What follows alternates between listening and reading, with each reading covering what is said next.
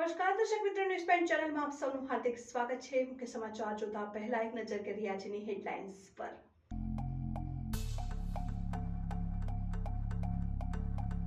બનાસકાંઠામાં સાર્વત્રિક વરસાદથી ખેડૂતોમાં ખુશીનો માહોલ। સરહદી વિસ્તારોમાં જામ્યો વરસાદી માહોલ।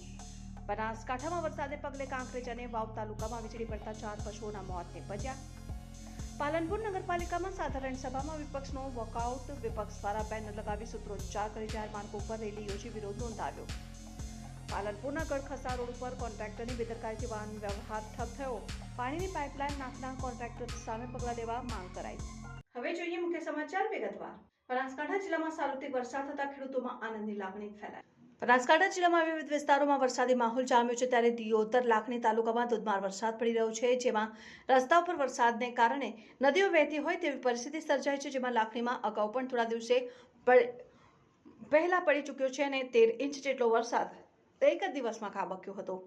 ફરી લાખણી તાલુકામાં વરસાદે ધમાકેદાર એન્ટ્રી કરી ખેડૂતોની મુશ્કેલી વધારી છે, ત્યારે માંડ ખેતરોમાંથી ઓસર્યા હતા પાણી। ફરી ખેતરોમાં પાણી ભરાયા, પાક ડૂબ્યો। જેમાં મગફળીને એરંડા વાવેતર કરેલ પાક વરસાદી પાણીમાં ડૂબ્યો ને ખેડૂતોના ખેતરમાં આફત બની વરસાદ વરસ્યો હતો અને પાક નિષ્ફળ જવાનો ખેડૂતોને ભય સતાવી રહ્યો છે। બનાસકાંઠા જિલ્લામાં વરસાદી માહોલ જામ્યો છે, જેમાં સાર્વત્રિક વરસાદ 24 કલાકથી ધીમી ધારે વરસાદ વરસી રહ્યો છે, જેમાં આકાશી વીજળી પડવાની 24 કલાકમાં 5મી ઘટના સામે આવી। બનાસકાંઠા જિલ્લામાં વરસાદી માહોલ જામ્યો છે, જેમાં સાર્વત્રિક વરસાદ 24 કલાકથી ધીમી ધારે વરસાદ વરસી રહ્યો છે, જેમાં આકાશી વીજળી પડવાની 24 કલાકમાં 5મી ઘટના સામે આવી છે। જેમાં ગઈકાલે વાવમાં 2 જગ્યાએ ઝાડ પર આકાશી વીજળી પડી હતી, જ્યારે આજે દિયોદરના ગોદા ગામે પડી લીમડાના ઝાડ ઉપર વરસાદ વીજળી પડી હતી। સાથે કાંકરેજ તાલુકાના તાણા ગામમાં પશુપાલકના 2 ભેંસો પર આકાશી વીજળી પડતા બંને ભેંસોના મોત થયા। ત્યારે લાખણીના કુડા ગામે પડી હતી લીમડાના ઝાડ ઉપર આકાશી વીજળી પડી હતી, ત્યારે વરસાદ સાથે સાથે જોવા મળ્યું આકાશી વીજળીનું રુદ્ર સ્વરૂપ જોવા મળ્યું। ડીસાના બાલાજી બંગલોનું મુખ્ય માર્ગ વરસાદી પાણીમાં ગરકાવ। ડીસાના બાલાજી બંગલોનું મુખ્ય માર્ગ વરસાદી પાણીમાં ગરકાવ। ડિસ્કો રસ્તાના કારણે સ્થાનિક રહીશો પરેશાન। ડીસાના બાલાજી બંગલોનો મુખ્ય પ્રવેશ દ્વાર સામાન્ય માર્ગ લાંબા સમયથી બિસ્માર હાલતમાં છે, પરંતુ ચોમાસા દરમિયાન આ માર્ગની હાલત ખરાબ થઈ ગઈ છે। સામાન્ય વરસાદમાં પાણી ભરાઈ જતા રસ્તાની હાલત ખરાબ થઈ જાય છે। વાહન ચાલકો સાથે રાહદારીઓ અહીંથી પસાર થવા માટે ભારે મુશ્કેલી વેઠી રહ્યા છે। આ રોડને જોડતા માર્ગ પર અનેક સોસાયટી સાથે શાળા પણ આવેલી છે। જોકે આ માર્ગ બાબતે સ્થાનિક રહીશોએ પાલિકા લેવલે સીએમ લેવલે પણ રજૂઆત કરવા છતાં આજ દિન સુધી આ માર્ગ કામ કરવામાં આવતું નથી। અત્રે નોંધનીય છે કે આ માર્ગના નવીનીકરણ બાબતે પાલિકામાં ઠરાવ થઈ ચૂક્યો છે, તેમ છતાં પણ આ માર્ગનું નવીનીકરણ કરવામાં પાલિકા ઢીલી નીતિ દાખવી રહી છે। ત્યારે સ્થાનિક રહીશોએ જણાવ્યું હતું કે જો આ માર્ગનું નવીનીકરણ નહીં કરાય તો આ માર્ગ ઉગ્ર આંદોલન કરશે તેમ જણાવ્યું। એવું છે કે શુભમ પાર્ટી પ્લોટથી બાલાજી બંગલો આગળ થઈને જે રોડ જાય છે એ કેટલાય છેલ્લા 15 વર્ષથી ખાડા ખડિયા અને પડેલા છે, પણ કોઈ પૂરતું નથી। આ વરસાદનું પાણી છે, કેટલાય ખાબોચિયા ભરાયેલા છે, વસ્તીને જવા આવવામાં ખૂબ તકલીફ પડે છે। હવે નવેસરથી એન્જલ સ્કૂલ થઈ છે, એ એન્જલ સ્કૂલના બાળકોને મૂકવા માટે અને લેવા માટે વાલીઓને ઘણી તકલીફ પડે છે, તો આ તાત્કાલિક ધોરણે આ રસ્તો પાકો કરવા અમારી નમ્ર વિનંતી છે। પાલનપુર નગરપાલિકામાં આજે વિવિધ એજન્ડાઓને લઈને સાધારણ સભા યોજાઈ।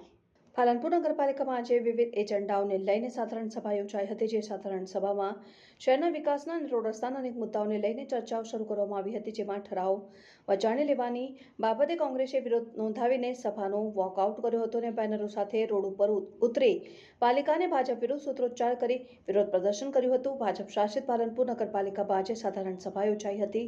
સાધારણ સભામાં શહેરના વિવિધ મુદ્દાઓને લઈને એજન્ડા મૂકવામાં આવ્યા હતા, જેની ચર્ચા શરૂ કરવામાં આવી હતી। ત્યારે કોંગ્રેસ સદસ્યોએ દરેક ઠરાવ વાંચવા માટેની રજૂઆત કરી હતી। જોકે સાધારણ સભામાં ઠરાવ વચાણે ન લેવાતા કોંગ્રેસના સદસ્યોએ વિરોધ નોંધાવ્યો અને સાધારણ સભામાંથી વોકઆઉટ કરી દીધો હતો।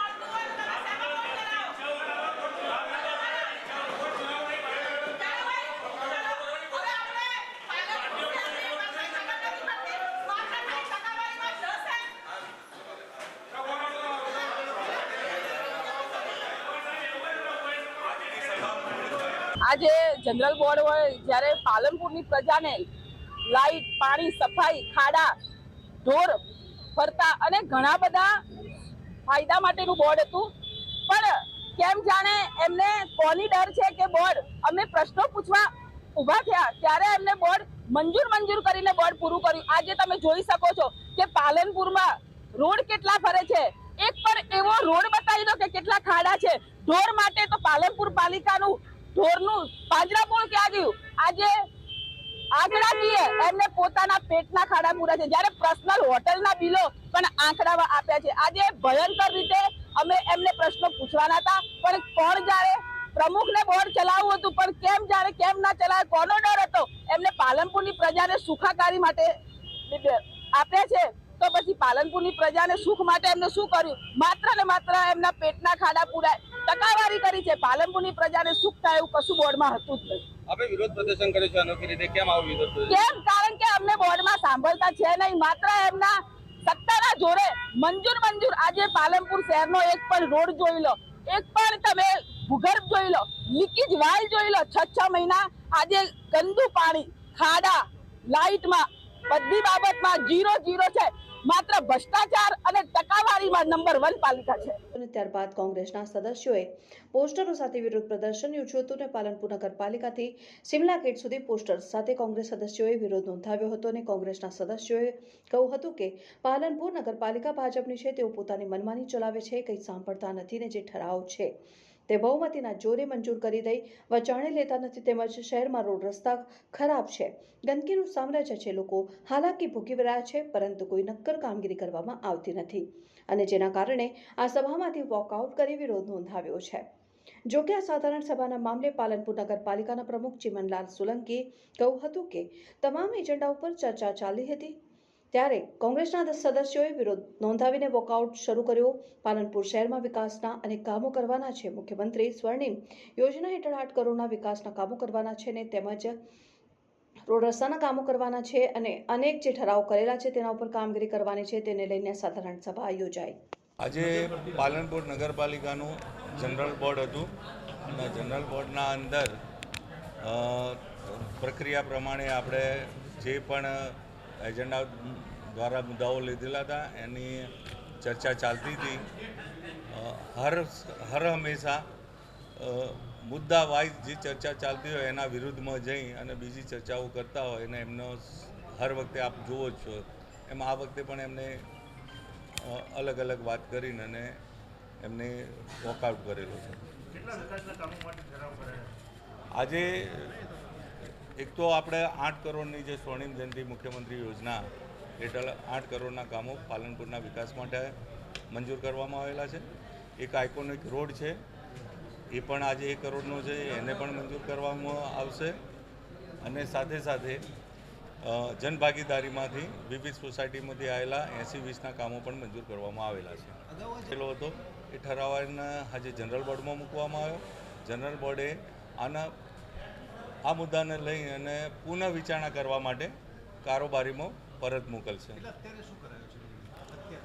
એના ઉપર પુનઃ વિચારણા કરવું પડશે. વેપારીઓ પણ આવેલા હતા, અલગ અલગ લોકોના સંગઠનો દ્વારા વાત કરવામાં આવી તો એનો પુનઃ વિચારણા માટે કરી અને પછી શું કરવું એ કારોબારી નક્કી કરશે. कहाँ चले? वही है सब। हमको मंडी जाना है। ऐसे क्या देख रही हो? अरे दहेज में स्कूटर आया है, ये बात पे इतराना जरूरी नहीं है, हमारा काम जरूरी है। अरे 4 क्लास का पढ़ लिए, भाव खा रही हो? अंदर जाओ। चलो। भाव कहाँ खा रहे हैं? भाव तो दिए हैं? दहेज दिए हैं, मतलब भाव दिए हैं, खरीद लिया है आपके बेटे को। इज्जत से पूछेगा तो मिलेगा यूज करने, स्कूटर भी और बेटा भी। बढ़ेगी बेटी तभी तो बढ़ेगी बेटी। चलो।